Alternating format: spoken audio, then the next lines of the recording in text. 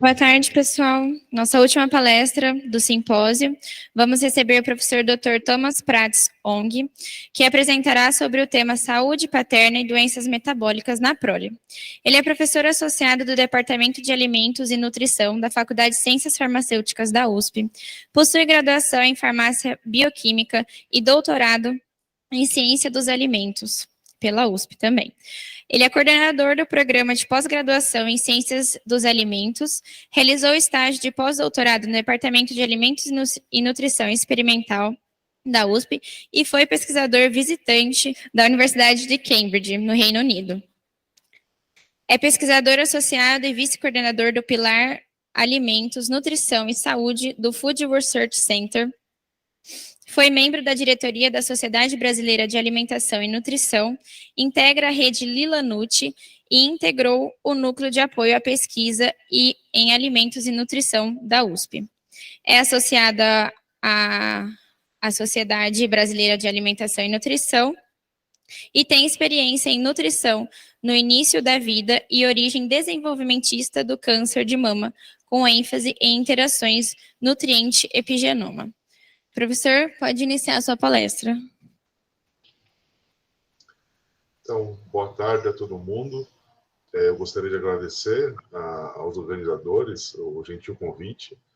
É muito bom estar com vocês e também com o meu grande amigo, o professor Justo Lin. Eu optei por tratar de um tema mais amplo, que acaba refletindo a minha linha de pesquisa, que é a questão da relação entre nutrição e a origem desenvolvimentista do câncer de mama. Eu vou falar dos pais na segunda metade da minha apresentação, mas antes precisarei falar das mães, né, que é onde tudo começa, né? Então, antes de eu colocar a minha apresentação no modo cheio, eu já quero dizer que, para mim, é uma honra participar desse evento à distância. Eu tenho grandes amigos aí na Unesp, de Botucatu, e grandes colaboradores, né? Então, muito do que eu vou apresentar aqui em termos de resultado de pesquisa é um resultado de várias parcerias que nós temos em andamento aí com vocês. Obrigado, Justelin.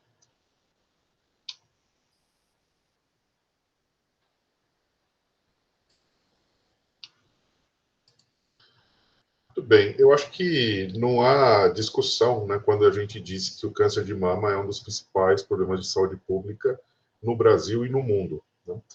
E a pesquisa em câncer de mama já tem evoluído muito, mas óbvio que a doença é uma doença bastante complexa, né? Tanto o câncer de forma geral como o próprio câncer de mama, e muito se discute, né, de como a gente vai conseguir estabelecer melhores formas de controle para essa doença, que infelizmente no Brasil e em várias partes do mundo ainda mata muitas mulheres. Existe aqui um artigo que eu acho que vale a pena vocês lerem, que é de um pesquisador chamado Marcus Porn. É de 2006, já não é tão atual, mas ele é muito interessante porque ele entra numa discussão filosófica do que a gente tem que fazer para conseguir superar, né, os gargalos que a gente tem em pesquisa hoje, para conseguir estabelecer soluções mais efetivas, né, tanto de prevenção como de tratamento da doença, né? Então, ele contrasta assim, né, uma visão que nós temos, que muitas vezes é dicotômica, em que muitas vezes consideram a doença como sendo o câncer, como sendo, né, a lesão maligna que aparece depois de décadas, né? E existiria uma contrapartida, né, talvez mais holística, onde você pensa a doença como sendo a própria carcinogênese, né? E aí é uma coisa que eu vou querer insistir aqui na apresentação, né?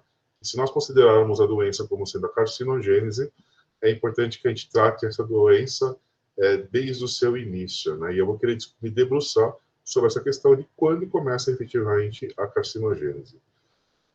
O segundo ponto é uma discussão, é um confronto, né, entre uma visão mais genética contra uma visão mais epigenética. Então, na década de 2000, houve muita discussão de quem seria mais importante, seria a mutação ou a modificação em processos epigenéticos. Eu acho que essa questão foi superada e hoje se entende que ambas as alterações, né, no genoma, elas são importantes para a carcinogênese.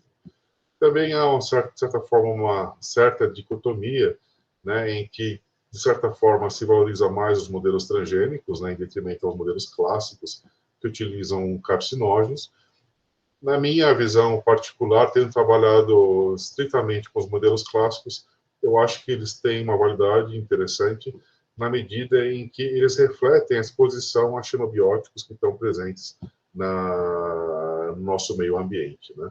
Óbvio que o transgênico também é importante e ele tem seu papel, né, quando você quer estudar vias específicas. Eu acho que eles se complementam e é mais ou menos essa visão que o Sporn busca incutir no leitor, né? E aqui, à esquerda, a questão da ênfase na cura, né? Quer dizer, o modelo mais paradigmático, mais corrente atualmente, e ele diz que a gente deveria pensar numa ênfase na prevenção, obviamente sem abandonar a questão do tratamento, né? Para vocês terem uma ideia, a gente fala em prevenção do câncer, isso parece um conceito muito simples, né? Mas do investimento que se faz em pesquisa, apenas 4% dos recursos é direcionado para pesquisa em prevenção. Mesmo, além disso, a percepção da população é de que o câncer não é uma doença que seja passível de prevenção. Muitos entendem que o câncer é necessariamente uma sentença, né, que você vai ter. E os estudos vão mostrar que, para 90%, pelo menos os casos de câncer de mama, eles vão ser muito mais relacionados ao meio ambiente, inclusive à nutrição, do que a aspectos hereditários. E isso é importante, uma notícia boa, porque diz que nós podemos, modificando o nosso meio ambiente, inclusive mudando a alimentação, nós podemos prevenir essa doença. Bom, além desses pontos que o Sporn colocou, ele destaca também que a gente precisa ter olhares inovadores na pesquisa do câncer, e eu acho que o referencial teórico que eu trabalho, né, o Justulin também trabalha, o Barbizan também trabalha, é de que o câncer ele teria uma característica desenvolvimentista. E esse é um conceito que não é muito postulado, né? Vocês estão aí no contexto do Dohad, e o Dohad vai pensar principalmente na questão das doenças metabólicas, né? Nós temos dados, Justulin também, Barbizan também, que mostram que o início da vida ele importa em relação a como o câncer se desenvolve na idade adulta, né? Então, essa perspectiva complementar que eu gostaria de abordar aqui, e que é o referencial teórico que eu utilizo aqui no meu laboratório, é pensar o câncer como um distúrbio do desenvolvimento, né? Alguma coisa que dá errado no início da vida, no desenvolvimento do embrião e do feto, podem, de alguma forma, programar os sistemas, né, levando a maior risco de desenvolvimento tumoral na idade adulta. Esse é um conceito que não é tão novo, né? Ele foi postulado em meados do século XIX, e aqui temos Virchow, né, o pai da patologia, que num tratado chamado Cellular Pathology, ele faz uma menção a essa possibilidade, né, de relação entre o câncer e o desenvolvimento. E o que ele vai dizer é que os cânceres deveriam ser estudados como erros do desenvolvimento, porque os tumores eles se desenvolvem pela mesma lei pelas quais o desenvolvimento embrionário é regulado. Então, muito interessante, isso aí foi em 1859, e ele está fazendo um vínculo entre desenvolvimento tumoral e desenvolvimento embrionário. Essa ideia ela foi muito prevalente, né, no século XIX, mas no começo do século XX, dali para frente, a teoria baseada na hipótese de que o câncer seria originário de mutações adquiriu uma força enorme, né? E essa hipótese de que o câncer seria um erro do desenvolvimento, ela ficou meio de lado, né? Com o advento, né, do conceito de stem cell e de stem cell tumoral, se tem uma retomada dessa ideia, né, da relação câncer e desenvolvimento, e a gente vê que mais recentemente essa área ela tem crescido de uma forma muito importante. Então, o primeiro ponto aqui que eu quero reforçar é que o câncer é um problema da biologia do desenvolvimento, e aqui é interessante que nós temos aqui duas imagens, né? Uma vai se referir ao período embrionário e o outro ao período tumoral, né? Então, durante o desenvolvimento embrionário inicial, nós temos uma suíte de genes que são relacionados ao desenvolvimento que vão ser ativados para permitir, né, a diferenciação celular, angiogênese e mesmo morfogênese no embrião. Alguns exemplos desses genes são WNT, NOT e Hedgehog, né? Eles são importantíssimos para a diferenciação celular, mas uma vez diferenciadas as células, né, esses genes eles precisam ser desligados. E uma forma de desligar a expressão desses genes é via processos epigenéticos. Bom, quando a gente olha um câncer, né, no indivíduo adulto, a gente vai observar que esses genes que deveriam estar desligados, de alguma forma, eles se encontram reativados, talvez com a perda dos padrões de metilação e modificações histonas do DNA, né, desses genes. O que acontece quando você reativa esses genes numa célula adulta, né, já diferenciada? O que se observa é que essa célula ela começa a adquirir um caráter neoplásico. Ela começa a se proliferar de uma forma intensa. De certa forma, também é um processo que acontece aqui no início da vida. Ela se desdiferencia, né? Então, você tem uma célula, por exemplo, epitelial diferenciada, e ela, por conta dessa reativação desses genes, ela pode adquirir uma característica de stem cell tumoral, por exemplo. A angiogênese que era induzida aqui também, induzida aqui, mas aqui a gente tem um problema, porque você vai ter um aporte maior de nutrientes para promover a proliferação dessa célula. Vai acontecer a migração e invasão, que são processos similares que vão acontecer aqui, e aqui, ainda que aqui a distinção é importante, que eu tenho a fisiologia, né, tem a vida aparecendo, e aqui eu tenho um processo fisiopatológico, né, em que você vai ter a progressão do câncer e metástase. Né. E o que é interessante desse processo é que a mesma suíte de genes ela está envolvida. Então, a expressão gênica, o timing dessa expressão gênica é muito importante. Né? Os genes têm hora para serem expressos e o processo de epigenética é muito importante para controlar esse padrão de expressão. A partir, né, dessas vias moleculares, a gente pode inferir que a embriogênese e a carcinogênese compartilham semelhanças celulares e moleculares, que o câncer subverte processos normais do desenvolvimento e que o câncer é uma caricatura do desenvolvimento normal. Eu fiquei por muitos anos tentando achar uma metáfora, né, para me referir a esse processo de como o desenvolvimento alterado leva ao câncer. Em algum momento eu me lembrei, né, desse short story, ou mesmo filme, acredito que muitos assistiram, né, o curioso caso do Benjamin Button, que de alguma forma eu acho que ele pode representar para a gente o que poderia estar acontecendo, né, dessa relação entre desenvolvimento alterado e câncer.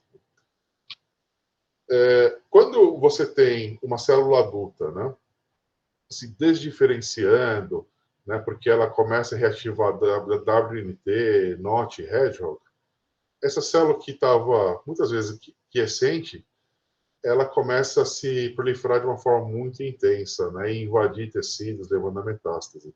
Então, de certa forma, é como essa célula adulta, né, ela se tornasse uma célula infantilizada. Né? Só um parênteses aqui, para quem não lembra da história do Benjamin Button, é um bebê que nasce, né, já envelhecido, e à medida em que ele envelhece, se torna adulto, né, ele vai fenotipamente tendo um padrão de jovem até que ele morre como um bebê. Né? Então, essa questão da infantilização da célula é uma representação do que aconteceria no período mais tardio, né, da existência. Né? E essa é a abordagem que é mais usualmente utilizada quando a gente fala de desenvolvimento e carcinogênese. Você vai pensar numa célula adulta e, por N razões, ela se infantiliza. Né? Ela tenta voltar lá ao momento em que ela era uma criança, adolescente, e que ela tinha muita energia, ela se proliferava, né, e crescia. Né? Eu acho essa perspectiva muito interessante, né, e eu acho que ela é muito promissora, mas a perspectiva que eu trabalho em relação a câncer de desenvolvimento é uma perspectiva complementar. Né? A nossa hipótese é de que o câncer se daria por poderia ser uma stem cell fetal que já nasceria envelhecida. Né? Então, aqui estou pensando mais no Benjamin Button, que nasce já com o fenótipo de um indivíduo bastante idoso. Né? E é com essa perspectiva que eu vou tratar daqui para frente com vocês, embora essa perspectiva complementar também seja muito interessante, ainda que eu não trabalhe com ela especificamente. Bom, além do Bischoff, eu precisaria mencionar um outro patologista também, muito assim, eu diria, interessante nessa abordagem inovadora, ele criou o que a gente chamou a hipótese do embryonic rest, né, do desenvolvimento do câncer. Então, esse pesquisador se chamava Recamier, e ele é mais antigo do que o Virchow, e ele já está falando no começo do século XIX, imagina, né, num tratado, né, de pesquisa sobre o câncer. Ele vai dizer que o câncer pode se desenvolver em tecidos adultos a partir de células remanescentes do período embrionário, né? Então, já sendo mais explícito do que o Virchow, ele está dizendo, sim, o câncer tem a ver com desenvolvimento, né? E ele vai acontecer num tecido adulto em função de células que ainda são remanescentes do período embrionário.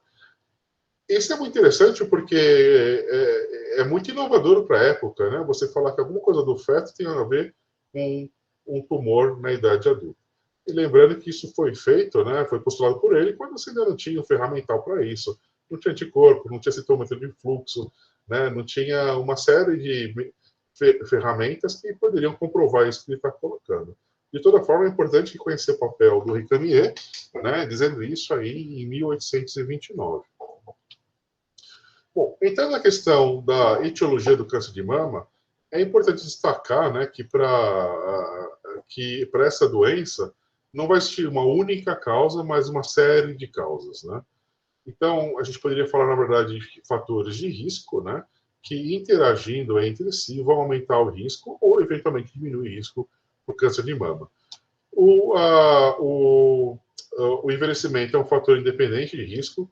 O histórico familiar é também uma questão importante, mas ele vai afetar cerca de 10% das mulheres que têm câncer de mama. Fatores reprodutivos são importantes, né? A gente sabe que mulheres que tiveram filhos têm menor risco de terem câncer de mama do que mulheres que nunca tiveram filhos, e mulheres que tiveram filhos mais cedo têm menos risco do que aquelas que tiveram mais tarde, e mulheres que tiveram mais filhos têm menor risco do que aquelas que tiveram menos filhos, né? Isso pode relacionar entre várias questões a exposição de estrógeno, mas também a questão do desenvolvimento final, na diferenciação final da glândula mamária, que só vai acontecer após a primeira gestação completa.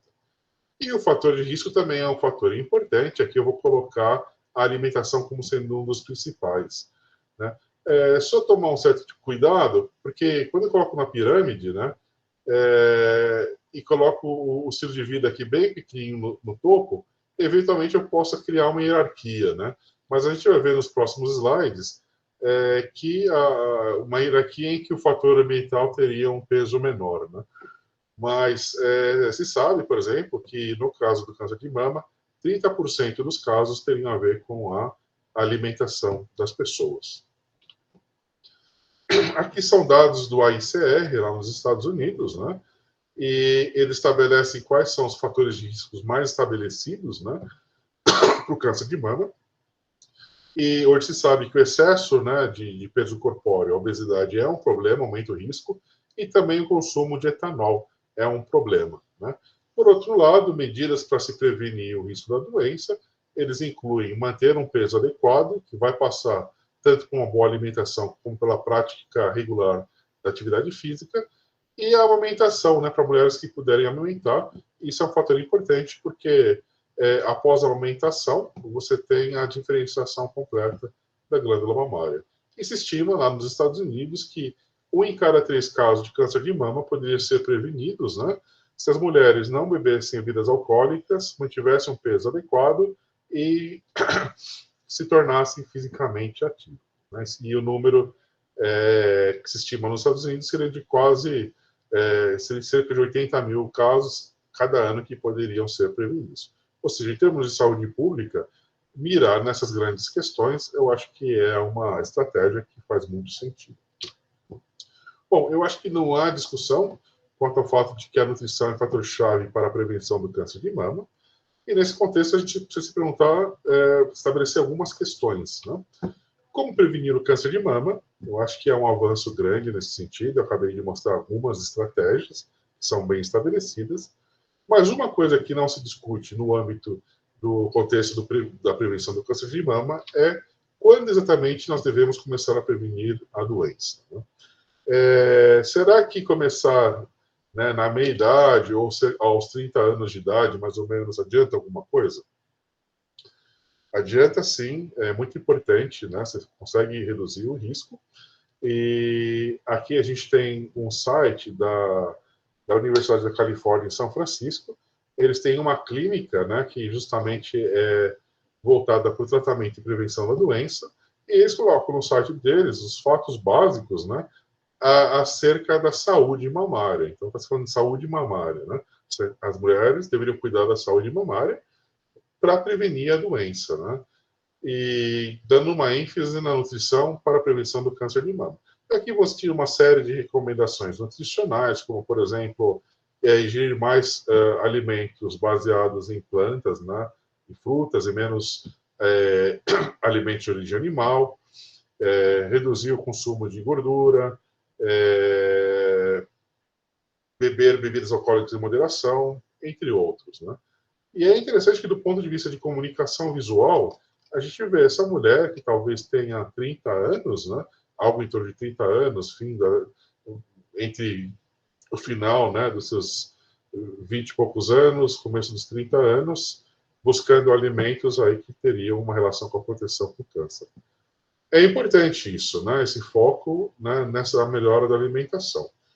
Entretanto, existe um corpo de dados na literatura, inclusive do nosso laboratório, que vai destacar que, além de ser importante que essa mulher, né, ela se cuide em relação à alimentação e para a promoção da saúde mamária, que nós deveríamos pensar também em etapas mais precoces da vida, que poderiam representar janelas de suscetibilidade ao câncer de mama. Então, é muito interessante se perguntar, quer dizer, qual que é o impacto, né, da alimentação de adolescentes em relação ao risco de câncer de mama na idade adulta. A gente pode antecipar isso e pensar na primeira infância, no neonato, né, quando ele está sendo amamentado, na própria mulher grávida, né, o que está acontecendo com o embrião e com o feto, né, durante aqueles 9 meses, e mais recentemente começou a se indagar também como o comportamento, né, dos futuros pais, tanto mulheres como homens, né, pode afetar o desenvolvimento embrionário fetal, né, e com isso programar maior risco de câncer de mama. Ou seja, no conjunto, essas etapas críticas do desenvolvimento, elas podem ser entendidas, né, como janelas críticas de suscetibilidade ao câncer de mama. O que acontece aqui é que durante essas etapas aqui, todas elas, a glândula mamária ela está em processo de remodelação. Existe uma ativação epigenética muito importante no sentido de diferenciação celular, que permite o desenvolvimento adequado da glândula mamária. E nessas etapas, né, a má alimentação ela vai ser especialmente problemática, porque ela vai poder induzir alterações estruturais e moleculares, inclusive epigenéticas, em relação a como a glândula mamária se desenvolve. No caso dos futuros pais, mulheres e homens, mães e pais, você tem um corpo de literatura que começa a se acumular e que vai mostrar que, dependendo da alimentação, você pode alterar o epigenoma dos gametas, e essa alteração, né, quer seja por uma má alimentação, obesidade, consumo de drogas de abuso, poluição, entre outras, vão poder modificar os parâmetros epigenéticos, né, no óvulo ou no espermatozoide, e isso vai ser retido, né, no desenvolvimento embrionário, programando o maior risco de câncer de mama na idade adulta. Portanto, quando nós pensamos em estratégia de prevenção do câncer de mama via alimentação, nós devemos considerar o ciclo de vida da mulher e já começar no início da vida, né, até antes, né, do início da vida, pensando aí na pré-concepção. E esses cuidados com a saúde e cuidados da alimentação devem começar bem no início da vida, mas eles devem continuar ao longo de todo o ciclo de vida da mulher. Quem inicialmente postulou essa possibilidade, né, da origem fetal do câncer de mama foi um epidemiologista de Harvard chamado Dimitris Tsikoupoulos, né? E segundo a hipótese dele, a maior exposição ao estrógeno, né, materno, né, durante a vida fetal poderia criar um solo fértil na glândula mamária primitiva, né, que começa a se desenvolver, aumentando o risco para a doença na idade adulta. Existem algumas evidências, existem já um corpo de evidências epidemiológicas que vão sustentar, né, essa hipótese. Aqui é um exemplo de um resultado de uma meta-análise de 2009, né, mostrando que o maior peso ao nascer, ele aumenta o risco de câncer de mama, tanto na pré como na pós-menopausa, né. Existem vários dados desse tipo que se acumularam, e é importante mencionar que o maior peso ao nascer pode estar relacionado com a obesidade materna, e a obesidade materna ela pode ser um desencadeador de maior produção de estrógeno, né? E aí seria o elo entre o que o Paulo está colocando e esses achados aqui epidemiológicos. Existe um quase experimento que é importante, né, para validar essa hipótese da origem fetal do câncer de mama. Então, nos Estados Unidos e na Europa, por muitas décadas, né, se prescreveu dietilstibestrol, que é um estrógeno sintético, para mulheres grávidas, né? Isso para se prevenir a ocorrência de abortos, né? E na década de 70, principalmente nos Estados Unidos, se começou a perceber que as filhas de mães, né, que haviam utilizado o dietilstibestrol durante a gestação, elas tinham risco maior de câncer, um câncer muito raro de vagina. Né? E aí se proibiu, o FDA proibiu a prescrição, né, desse hormônio para mulheres grávidas. E quando você seguiu essas mulheres até a idade adulta, né, quando elas chegam na meia-idade, elas também têm o maior risco de desenvolvimento de câncer de mama. Né? Isso por conta da exposição intrauterina a um estrógeno. Esses dados são muito importantes porque eles são uma evidência muito forte, né, de que o início da vida e a exposição a um hormônio sintético, né, derivado do colesterol, do estrógeno, pode alterar o desenvolvimento da glândula mamária, ainda no período fetal, aumentando o risco na idade adulta do câncer de mama. A alimentação também é importante, a gente vai ter dados da corte da fome holandesa, eu acredito que vocês viram isso sendo abordado nas outras palestras, né? Para simplificar, né, se observa que, num período muito curto de tempo, no final da Segunda Guerra Mundial, numa região, né, da Holanda, as pessoas passaram muita fome, e isso durou por poucos meses. E depois acabou a guerra e a nutrição ela voltou ao normal. Né? E aí acompanharam, né, a prole dessas mães que passaram fome. E é interessante que se vê que quando, dependendo da etapa do desenvolvimento onde ocorre a exposição à fome intensa, você programa fenótipos distintos. Na questão do câncer de mama, se observou que ele pode ser programado quando a fome vai acontecer durante a infância. Isso é importante porque vai mostrar que as várias etapas do desenvolvimento são importantes, né, para o câncer de mama. E por isso que hoje a gente não usa mais tanto o termo origem fetal do câncer de mama, e a gente prefere usar o termo origem desenvolvimentista do câncer de mama, para abarcar não apenas o período fetal, mas também neonatal, a primeira infância, a adolescência, entre outros. Bom, aqui estão as janelas de suscetibilidade ao câncer de mama. A gente pode fazer, né, aqui uma representação do ciclo de vida da mulher, que vai contemplar a vida fetal, neonatal, a puberdade e a idade adulta. E aqui também coloquei, do ponto de vista mais, assim, vamos dizer, operacional, a pré-concepção. Né? A dieta da mãe vai ser importante durante a pré-concepção. A dieta do pai também vai ser importante durante a pré-concepção, porque isso vai potencialmente alterar o padrão epigenético dos gametas. A dieta da mãe ela pode também ter uma influência em etapas posteriores, tanto durante a gestação como a lactação, afetando o desenvolvimento do feto e do neonato. Né? E a própria dieta, né, que eu diria da filha, a mulher, né, que segue a vida, na puberdade e ao longo da sua vida também vão ser importantes. Né? Essa dieta durante o período fetal, neonatal e durante o período da adolescência vão ser importantes porque eles vão mecanisticamente alterar o desenvolvimento da glândula mamária via alterações na proliferação celular, na apoptose, na diferenciação, vão criar distúrbios na função e comportamento de stem cells, e isso pode ser mediado por uma desregulação epigenética. Portanto, você pode pensar nessas etapas do início da vida, né, onde a glândula mamária tem uma alta plasticidade e ela é especialmente responsiva, né, ao meio ambiente, inclusive à alimentação, como janelas de suscetibilidade. Entretanto, eu prefiro olhar essas janelas como janelas de oportunidade, onde, ao se melhorar o padrão alimentar nutricional, né, de futuros pais, da mãe e da própria mulher, né, ao longo da puberdade, e isso continuando até a idade adulta, você poderia garantir o melhor desenvolvimento da glândula mamária, né, melhor controle dos processos epigenéticos, reduzindo o risco para essa doença específica. Né? Por isso que, no título da minha apresentação, eu coloco que o início da vida como uma baita janela de oportunidade para prevenir o câncer de mama via nutrição. Aqui a gente tem uma estrutura da glândula mamária, e o que eu gostaria de destacar aqui é que esse é um órgão bastante complexo.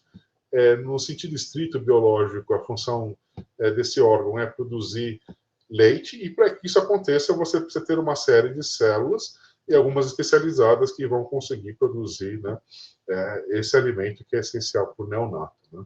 Você tem células luminais, tem células epiteliais, e tem uma gama de células de stem cells. E elas vão atuar de forma concatenada para garantir o desenvolvimento adequado do órgão e também a produção de leite durante a gravidez e lactação. O desenvolvimento da glândula mamária ele tem um padrão bastante interessante, na medida em que ele começa ainda no período embrionário fetal, como um broto assim, muito primitivo, né, que tem quando a menina nasce, vai ter uma ramificação e expansão muito restrita, né, e é na puberdade onde você tem essa estrutura se expandindo, né, você tem processos epigenéticos que são muito intensos e também de diferenciação celular. Na gestação, você tem a produção diferenciação dos alvéolos, que são importantes para produzir o leite. Né? E na lactação, você tem, vamos dizer, a apoteose do desenvolvimento, no sentido em que você vai expandir o número de alvéolos para dar conta da produção de leite. E após o encerramento da lactação, você tem a evolução, né, do órgão, e é nesse momento que você tem a diferenciação total do órgão.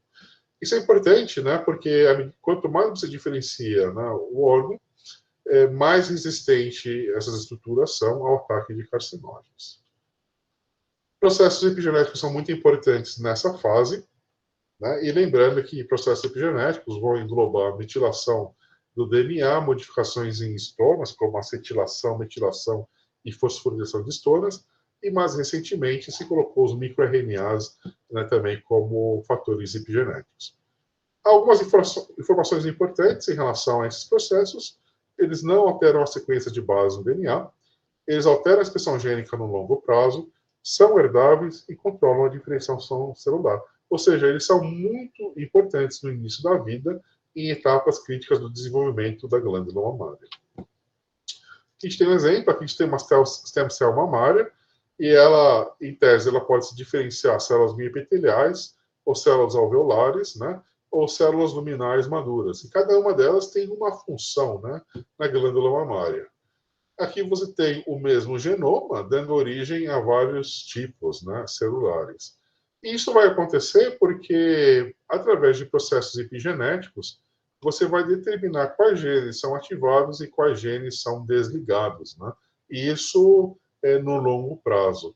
Então, existe um programa transcricional que vai dizer, bem, essa célula vai se diferenciar em célula mioepitelial, ao passo que existe um programa transcricional controlado pela epigenética, né, que vai dizer, não, essa célula vai ser uma célula alveolar ou uma célula luminal madura, por exemplo. Bom, eu gostaria agora de mostrar alguns dados experimentais para mostrar que o câncer de mama ele pode ter uma origem no início da vida por conta de exposições nutricionais. E é interessante que, por exemplo, se a gente olhar nesse editorial, no Cancer Prevention Research, de 2017, o autor ele vai se indagar, né, o Friedland, se você é o que você, do contexto do câncer, né, se você é o que você come, ou que sua mãe comeu, ou ambos, né? Eu acrescentaria aqui também se você é aquilo que seu pai comeu na pré-concepção. Bom, nós fizemos um estudo inicial onde a gente se interrogou como seria o impacto, né, da exposição ao consumo de gordura animal durante a gestação e lactação, né? Em que você tem um perfil de ácidos graxos que é muito rico em ácidos graxos saturados, principalmente, né? Então, nós focamos aqui tanto na etapa fetal como neonatal e oferecemos para ratas, para Dolly, durante a gestação e ou lactação, uma dieta high fat baseada em banha, 60%, né? Uma quantidade muito grande de gordura. E aqui são os dados mais importantes, né? Depois que as filhas nasceram, elas foram iniciadas com carcinógeno, DMBA, com 50 dias de idade, e a exposição à dieta epilipídica aconteceu ou só durante o período fetal, ou no período fetal e neonatal, ou apenas durante o período fetal, né? Aqui a gente tem a incidência de tumores nas filhas do grupo controle, que é uma dieta balanceada, e a gente vai ver que ela chega quase a 100% de incidência, né? E, contrariamente ao que nós esperávamos, as filhas do grupo que receberam a dieta hiperlipídica durante a gestação, elas tiveram o maior nível de proteção, né? E se você estende essa dieta até o período de lactação, você ainda tem uma proteção, mas que não é tão intensa quanto a intervenção durante a gestação. Então, esses dados são importantes, que mostram que a dieta materna ela pode programar o risco de câncer de mama das filhas na idade adulta, e ela vai dizer que as fases de intervenção vão ser importantes. Então, aquilo que acontece na gestação não necessariamente vai representar o que acontece quando você faz uma intervenção na gestação e lactação. E é interessante porque essa dieta, né, ela programou em outros sistemas uma série de desfechos metabólicos, aumentou a adiposidade, aumentou triacilglicerol, entre outras coisas, mas do ponto de vista do câncer de mama, nós tivemos uma proteção. Existem dados da Lina Clark, que é uma pioneira na área, que mostram que quando você faz um estudo similar ao nosso, mas faz a intervenção com óleo de milho, que tem um outro padrão de ácidos graxos, você aumenta o risco. Então, esse é um conceito importante que vai dizer que o perfil de ácidos graxos no início da vida vai ser fundamental no sentido de determinar maior ou menor risco para a doença na idade adulta. Bom, aqui a gente tem um outro estudo, era uma coisa que eu queria ter feito, mas esse grupo fez na frente, né? E é um dado que eu acho são bastante interessantes. Eles fizeram uma intervenção com high fat e high sugar, né? E perceberam que essa intervenção ela programa o maior risco de câncer de mama, né, quando é oferecida durante o início da vida. E eles conseguiram avançar mais no sentido de estudar os mecanismos, né, envolvidos com essa programação. E o que eles observaram é que quando você olha a glândula mamária, né, dos camundongas adultas, né, que tem maior propensão ao câncer de mama, você consegue encontrar uma maior quantidade de stem cells mamárias, né? E isso é importante porque uma das hipóteses que vai relacionar, né, o câncer de mama ao desenvolvimento poderia acontecer via um maior número de células stem cells que poderiam ser o alvo aí de desregulação epigenética pela má nutrição. O que esse estudo não mostrou é que tipo de células mamárias, stem cells mamárias você tinha, né? E é interessante que já há algum tempo atrás esse grupo, já tem agora quase 10 anos atrás, esse grupo, ele conseguiu identificar na glândula mamária de camundongas adultas a presença de stem cells quiescentes, remanescentes do período embrionário, né? Então, acho que aí tem uma frente muito interessante de investigação, de mecanismos de programação desenvolvimentista do câncer de mama, e seria interessante, né, ver os nossos estudos, o nível de stem cells embrionárias, né, que existem para tentar aprofundar, né, os mecanismos da relação desenvolvimentista do câncer de mama. A questão de suplementação com vitamina, né, ela é uma coisa polêmica, né, também de vitaminas e minerais. Aqui nessa publicação do Guardian, eles vão dizer que as mulheres estão desperdiçando dinheiro. Mas eu quero lembrar que assim, você ter um estado nutricional adequado, por exemplo, o ácido fólico, né, durante a pré-concepção é fundamental para você prevenir os problemas do feito do tubo neural. Mas em relação ao câncer de mama, a gente não sabe muito o impacto de minerais, né? E é por conta disso que nós fizemos um estudo onde nós avaliamos tanto a deficiência como a suplementação materna com zinco no risco de câncer de mama nas filhas. O zinco é importantíssimo, né, para processos epigenéticos, para diferenciação celular, para proliferação celular.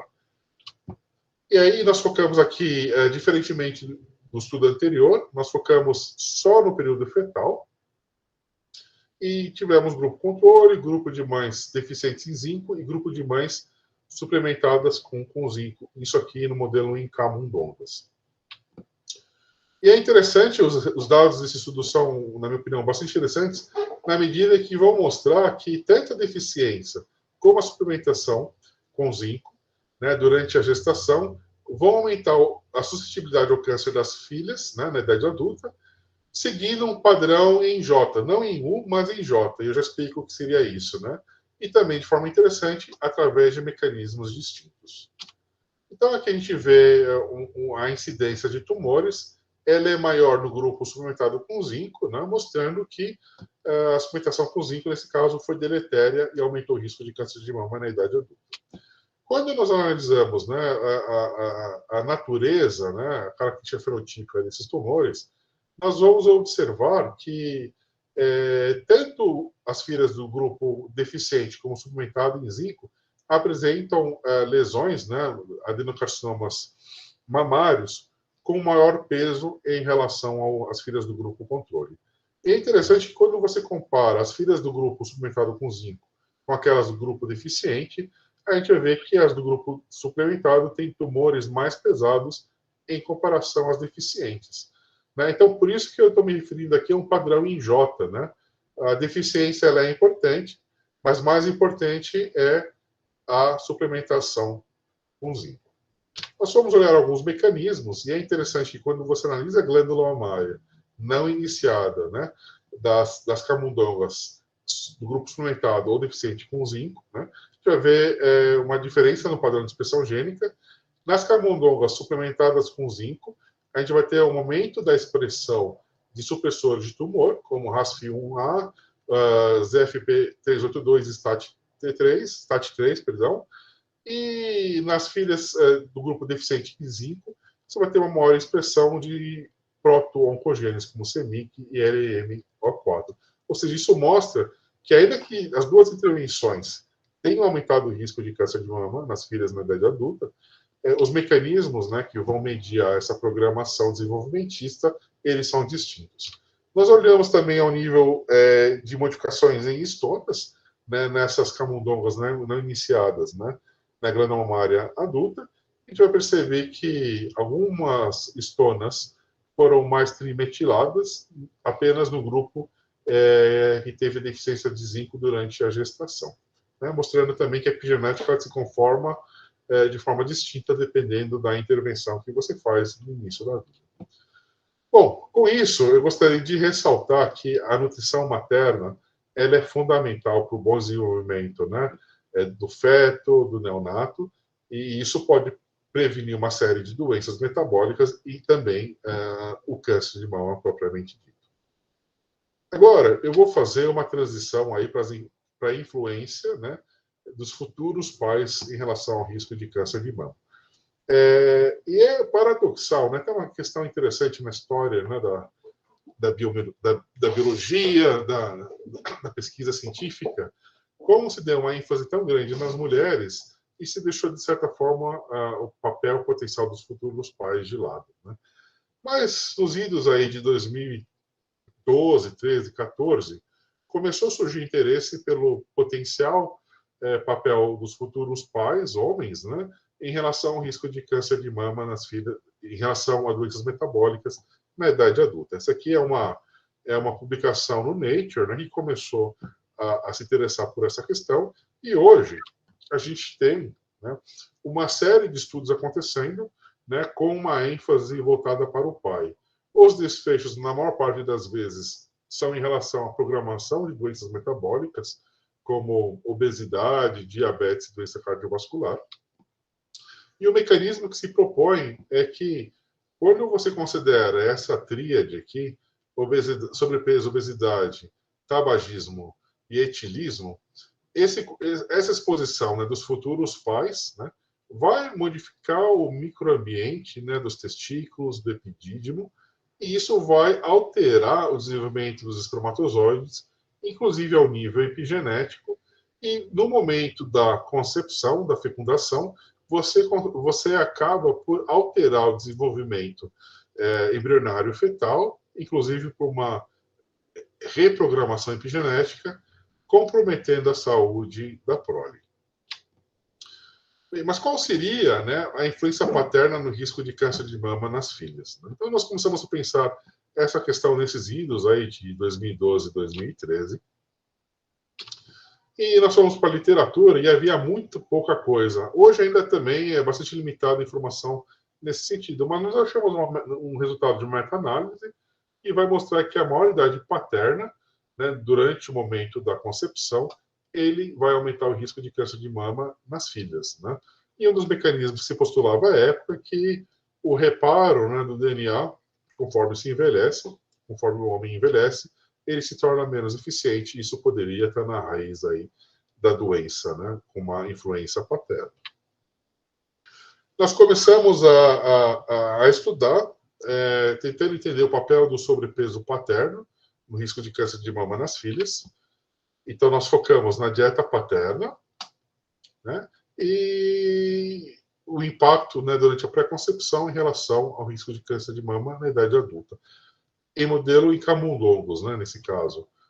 E, no caso, a gente observa que o sobrepeso paterno em camundongos, durante a pré-concepção, vai aumentar o risco de câncer de mama em relação à incidência, multiplicidade do tumor e em relação a menor latência de aparecimento do tumor. Ou seja, nas filhas de pais com sobrepeso, os tumores aparecem mais cedo do que nas filhas dos pais do grupo controle. Bom, eu queria destacar que não é apenas um problema de sobrepeso paterno, mas eu gostaria de insistir no conceito de que o perfil de ácidos graxos da dieta do futuro pai também pode programar o risco de câncer de mama. Isso deve ser considerado. Nós também fizemos uma intervenção durante a pré-concepção, agora com uma dieta à base de bainha de porco ou uma dieta à base de óleo de milho. E aqui nós temos os resultados mais importantes, né? Quando você dá uma dieta epilipídica para ratos machos durante a pré-concepção, as filhas elas têm o maior risco de câncer de mama. De forma interessante, tem uma sugestão aqui de proteção nas filhas de pais que receberam uma dieta epilipídica à base de óleo de milho. Isso se confirmou em outros parâmetros, como a latência, o crescimento do tumor e também o número médio de tumores para animais, em que as filhas de pais tratadas com uma dieta epilipídica à base de óleo de milho, elas tiveram parâmetros melhores em relação a essas questões, em relação às filhas do grupo controle e mesmo do grupo tratado com a dieta epilipídica à base de banho. Isso vai ressaltar para a gente que o padrão de ácidos graxos ele importa, né? E que pode existir um padrão que seja promissor no sentido de prevenir a doença quando ofertado para os futuros pais, no caso, em relação ao risco de câncer de mama nas filhas. Nós avançamos um pouquinho mais em termos mecanísticos e analisamos o padrão de microRNAs tanto nas amostras de espermatozoides como na glândula mamária. E é interessante que uma série de microRNAs se alteram tanto no esperma como na glândula mamária. Como destaque na glândula mamária são esses 3 microRNAs, e fazendo análise funcional e avaliando seus alvos moleculares, se constatou de que essa alteração desses microRNAs estariam relacionados a um processo que é importante no período embrionário, mas que ele é deletério na idade adulta, né? Isso nas glândulas mamárias. Eles estão relacionados ao processo de transição epitélio-mesênquima, né? E que no câncer de mama é uma regulação que é importante na sua fisiopatologia. Também estudamos o papel da deficiência e suplementação paterna com selênio. Selênio é um micronutriente que é importante para a epigenética e também muito importante para a fertilidade e bom desenvolvimento dos espermatozoides. Então, nós também fizemos intervenção durante a pré-concepção, em modelo em ratos. Esses animais foram tratados com uma dieta deficiente ou suplementada com selênio. A partir dos dados que nós observamos, nós percebemos que a deficiência de selênio durante a pré-concepção, né, isso via futuros pais, vai aumentar o risco de câncer de mama nas filhas, ao passo que a suplementação desses futuros pais não exerceu nenhuma alteração. Não teve um efeito protetor. E nós ficamos pensando, né, por que a suplementação com selênio não teria tido um efeito protetor? Uma explicação é que esses animais que nós tratamos, eles eram animais não submetidos a nenhum desafio metabólico, com uma dieta high fat. Então, eles estavam saudáveis, né?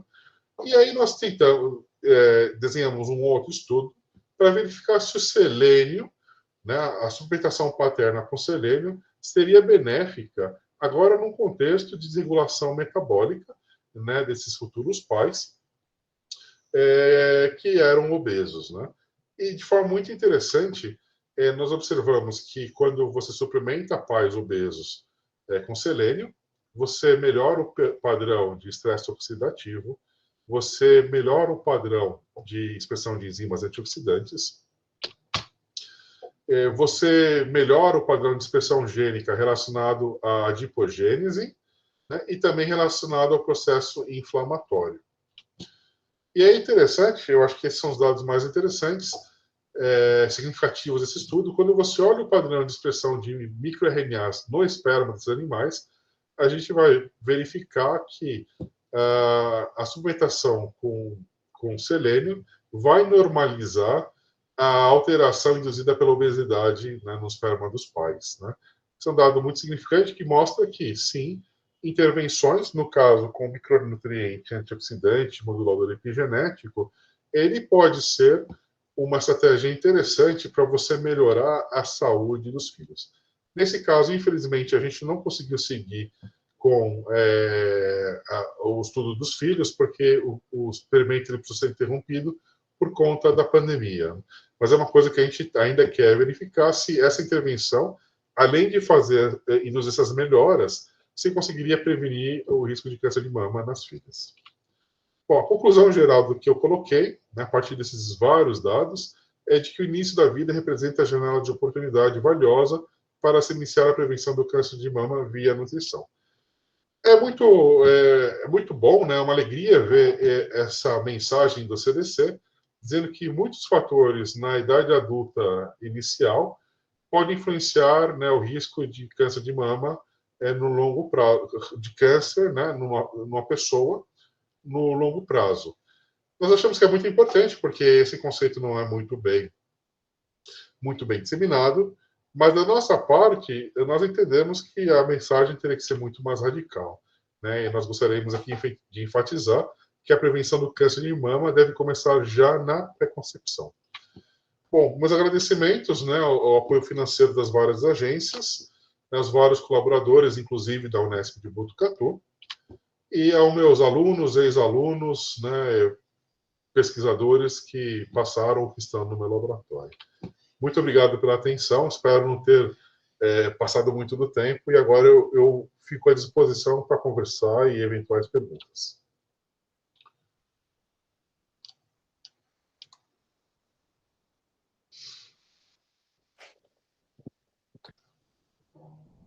Acende a luz. Thomas, me ouve? Te ouço sim, Juscelino. Beleza. Bom, inicialmente, muito obrigado, como sempre, né? Uma excelente palestra com dados bastante robustos, super interessantes e de fato, o Thomas, ele é um dos poucos, né, pesquisadores no Brasil e talvez no mundo, Thomas, que se dedica, não é, a avaliar o papel do paterno, né, do futuro pai, né, no desenvolvimento de saúde e doença das filhas, com, né, especial ênfase a essa problemática do câncer de mama. E foi aqui para a gente, não é, Thomas? Você foi a palestra que trouxe, não é, essa relação dos futuros pais. A gente falou bastante, né, colocou bastante a culpa nas mães, e aí você, né, traz essa importância, né, da participação do futuro pai, e para a gente é super importante, né, para discutir um pouco dessa questão do conceito Doha. Antes de abrir a palavra aqui para as perguntas, eu né, sempre gosto de destacar, né, os estudos bastante robustos e com dados muito interessantes, né, do grupo do Thomas, um grupo, né, muito forte e respeitado. E eu acho que, para além, né, Thomas, do que a gente tem feito no nosso grupo, acho que por conta, né, da sua formação, né, e do seu, né, ciclo aí de colaboradores, você traz um aspecto importante de olhar um pouco mais para parâmetros nutricionais e que, às vezes, para a gente aqui, a gente olha muito mais o efeito fenotípico da exposição e nem tanto, e nós não temos, né, o know-how, a competência para avaliar a fundo, não é, qual é o efeito baseado em composição de dieta, em suplementação, inclusive, de dieta, que eu acho que é um aspecto que se aborda muito bem. Então, por favor, eu queria que você comentasse um pouquinho, né, a respeito dessa questão da importância, né, de se avaliar, né, essa questão de composição de dieta. E talvez essa seja uma frase que eu já tenha dito por aqui, mas eu sempre atribuo ao Thomas, então, né, essa é uma questão importante também, que, né, normalmente a gente trata, né, as janelas de vulnerabilidade, né, como janelas críticas para o desenvolvimento de doença, mas o Thomas, ele gosta muito de, né, enxergar essas janelas como janelas de oportunidade para prevenção, né, Thomas? Então, eu acho que esses são dois aspectos absolutamente relevantes das suas pesquisas. E obrigado, viu, mais uma vez. Obrigado, Juscelino, um prazer, obrigado pelas suas palavras aí, obrigado a todos que me assistiram. Eu sou farmacêutico bioquímico, mas eu desde sempre enveredei na área de alimentos e nutrição, né? Então, meu DNA e minha epigenética foram modulados aí por essa visão. Hoje eu me sinto mais um bioquímico da nutrição, né? Mais ou menos assim que eu vejo a ciência, como eu desenho meus estudos.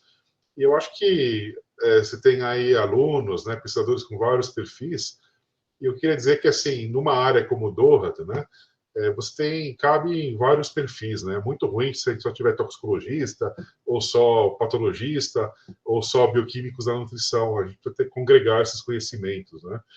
E quando você desenha um experimento, né, assim, pensando um pouquinho do ponto de vista filosófico, você está tentando criar uma aproximação da realidade, né? Então, óbvio que é uma situação mais circunscrita, ela é artificial, ela é um modelo, né? E justamente por ser um modelo, ela só vai poder ser uma aproximação muito limitada do que acontece no mundo real. No entanto, ela pode trazer informações, né? Do ponto de vista nutricional, quer dizer, a gente por muito tempo ficou pensando num nutriente isolado, né? Será que era o beta-caroteno? Será que era o zinco? Será que era o selênio, né?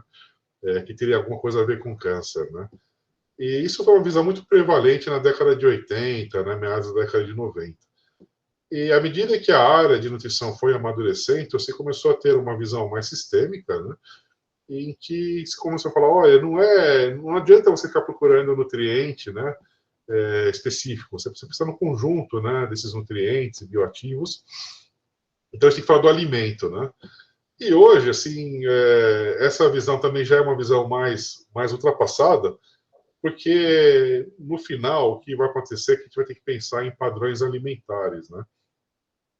E para você conseguir transpor esse ente da realidade, que é a alimentação, numa representação experimental, vai ser uma coisa muito difícil, né? Porque como eu represento um padrão alimentar, né? Então, acho que para quem faz experimental, precisa sempre ter essa questão em mente, né? A gente vai ter que, por enquanto, né, fazer esses estudos que têm intervenções mais específicas, mas se a gente for fazer esse estudo, a gente tem que controlar muito bem isso, né?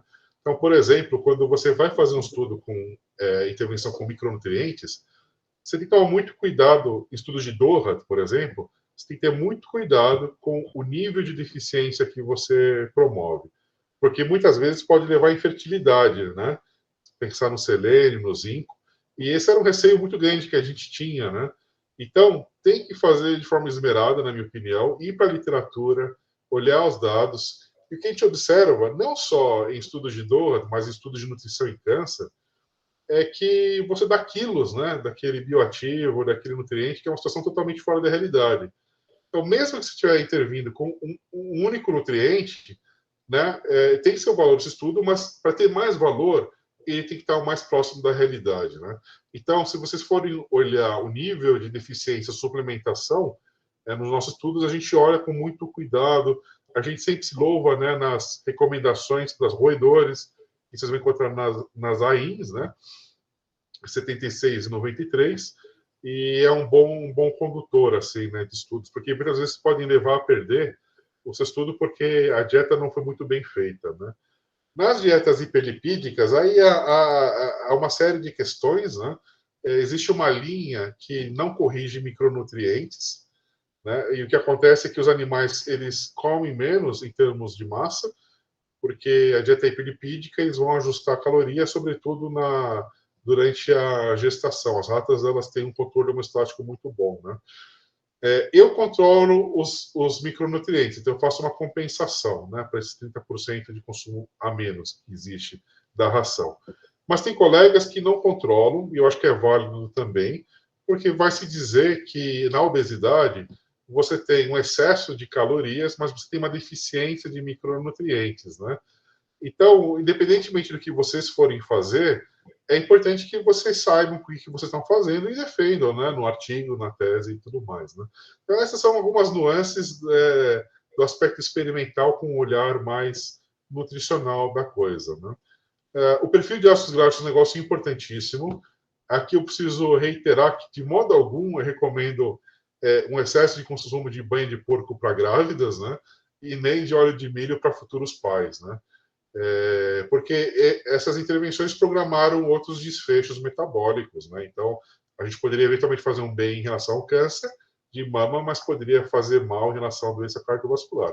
Mas o que esses dados vão sinalizar no seu conjunto é de que talvez exista um padrão um padrão interessante, né, de ácidos graxos, que no caso de grávidas deva contemplar também saturados, né?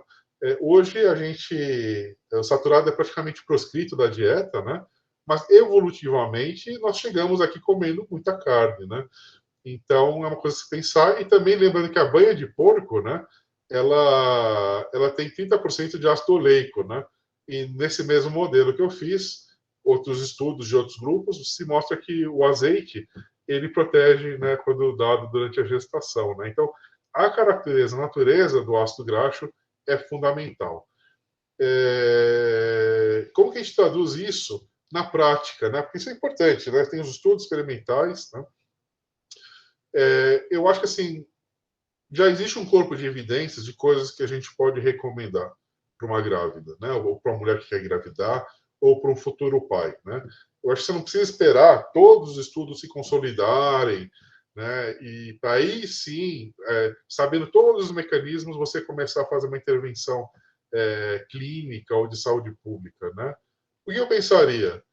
Uma manutenção do peso adequado, né, para quem quer engravidar, tanto futuro pai como a futura mãe, fundamental.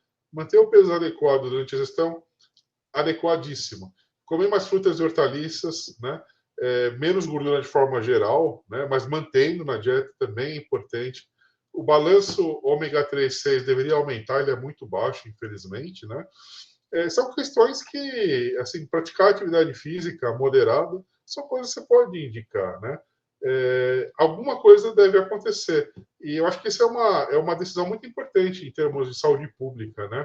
O quanto eu preciso esperar os dados surgirem para eu estabelecer essas intervenções, que são intervenções muito conservadoras, né? Eu não estou dizendo, olha, para o futuro pai, vamos suplementar com selênio. Eu entendo que há um risco nisso. Mas praticar atividade física e manter o peso, né, comer mais frutas e verduras, eu não vejo problema nenhum em relação a isso, né? Justamente, eu acho que, em relação às considerações, eu teria isso para comentar, né? E um prazer. Se alguém tiver mais uma questão também, ou dúvida, ou qualquer outra questão, eu fico à disposição aí para comentar. Excelente, Thomas. Obrigado, viu? Deixa eu ver se tem mais aqui. Vamos passar as questões agora, só um segundinho.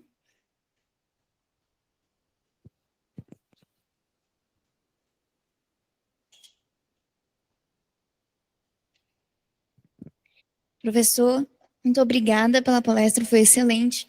Eu tenho 3 perguntas, eu acredito que as respostas sejam simples, eu não sei.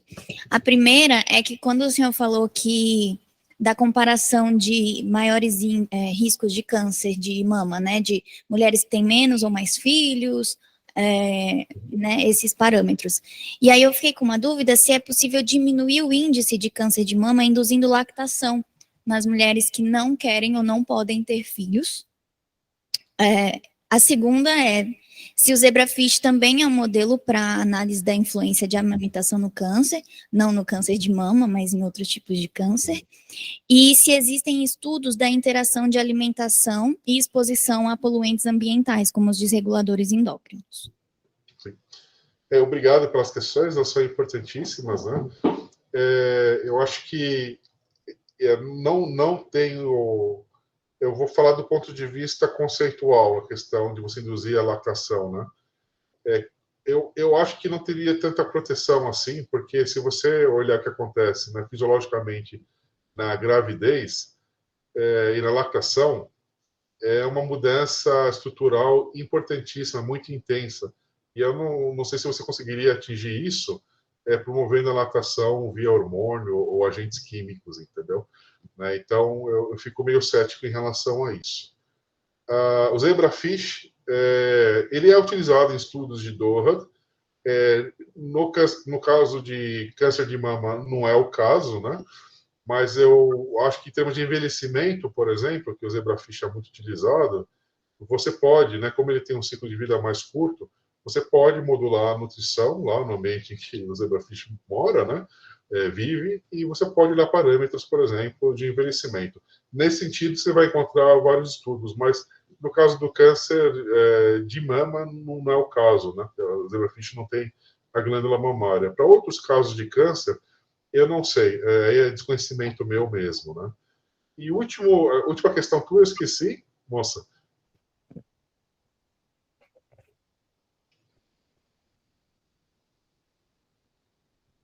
Se existem estudos da interação da nutrição com os desreguladores endócrinos. Tem muito estudo de desregulador endócrino, inclusive na programação desenvolvimentista do câncer de mama. É uma área que cresceu muito, né? E também há outros toxicantes, mas a interação entre nutrição, né, e os reguladores endócrinos é muito pouco que tem. Eu não me lembro de ter esse crossover, assim, que seria muito interessante, inclusive, né? Como é que se comporta o desregulador endócrino num background, por exemplo, pró-inflamatório, né, que a obesidade poderia induzir, né? Acho que isso é uma pergunta de pesquisa bem interessante. Fica a dica aí para quem quiser seguir com essa investigação. Acho que seria bem interessante e chamaria a atenção da comunidade científica, com certeza. Obrigado pelas questões, viu? Só vou fazer um breve comentário a respeito, né, os desreguladores endócrinos. A gente tem aqui no Instituto o professor Wellerson, também conhecido, né, do Thomas, que estuda desreguladores endócrinos, e ele tem um trabalho bastante interessante, que ele partiu de um trabalho, né, lá nos Estados Unidos, que quantificou quais eram os poluentes, né, os desreguladores, os bisfenóis presentes em água, e a partir, né, da quantificação relativa desses poluentes, ele formulou um conjunto lá de desreguladores e fez um experimento administrando esses desreguladores, né, para as ratinhas, e depois avaliou os estudos, né, avaliou a prole masculina, mas a prole feminina também está sendo analisada. Então, para o câncer de mama, tem esse trabalho do Wellerson, mas outros pesquisadores aí no mundo atuando dessa forma, e alguns deles em colaboração com o professor Wellerson. Nós teremos em maio uma nova rodada, um novo simpósio, né, que vai tratar um pouco dessa temática, e aí a palestra do Wellerson vai ser um pouquinho diferente da que ele falou ontem, ele vai tratar um pouco, né, um pouco dessas informações, tá bom? Já fazendo aqui a propaganda para o nosso próximo evento, né, das ligas. Mais alguma questão, pessoal? Vamos lá. A hora é agora. Não mesmo? Thomas, poxa vida, eu queria agradecer imensamente a sua, né, colaboração, parceiro, né, de trabalho, e certamente, né, a gente vai continuar juntos aí, né, por muitos anos trabalhando e tentando produzir, né, dados de qualidade. Thomas, esse evento, né, então, ele foi organizado pela nossa recém-criada Liga Acadêmica, é uma entidade tocada pelos alunos. Eu aqui muito ajudo quando não atrapalho, e então fica, né, aqui todo o agradecimento, né, da Liga, né, a você ter aceito o convite, ter, né, agendado um tempinho aí para a gente, da sua agenda superlotada, viu? Então, muito obrigado mesmo, e foi excelente. Juscelino, agradeço as palavras. Claro, a parceria continua aí, a gente tem muita coisa para fazer, né? Então, eu quero agradecer a você imensamente, e também à Liga, né, por terem me convidado.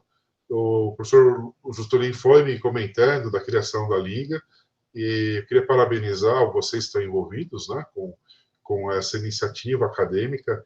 É louvável mesmo, porque a área de Doha, ela precisa crescer, e a gente precisa de uma geração nova, né, que vá avançar ainda mais, que vai conseguir criar uma consciência, né, entre a população, no meio ambiente, nas graduações, né, em relação a essa possibilidade da importância do início da vida para a saúde do adulto, né? Eu acho que é um argumento que tem muito apelo, e eu queria dizer que eu fico à disposição para o que vocês precisarem.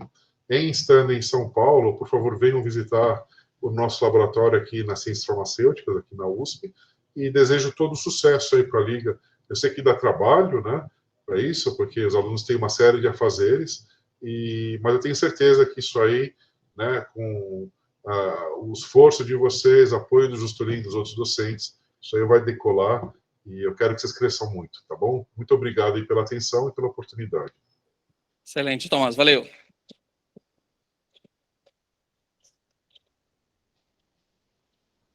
Obrigadão, Thomas, até breve. Valeu, tchau, gente. Até breve. Tchau, tchau. Abraços.